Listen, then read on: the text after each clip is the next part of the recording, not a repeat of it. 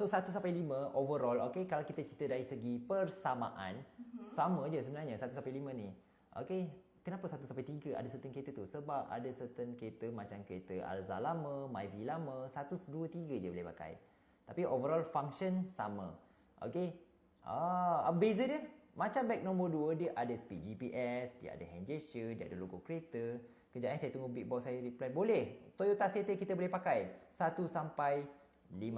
Boleh pakai Toyota City. Abang kakak ke? Kakak kot. So untuk beg-beg lain macam beg nombor 2 dia ada hand gesture, logo kereta, lampu, speed GPS. Untuk beg nombor 2 lah. Beg 3 pula macam mana? Sama juga.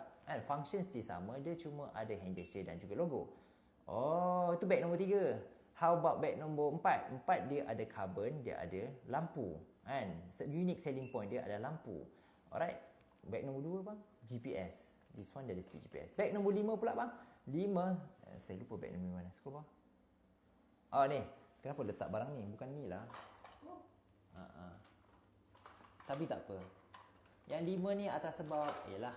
Bang, ni put selain pada beg 1 boleh tak suction cup, this one boleh tak suction cup lah. Okay. So, itu sajalah.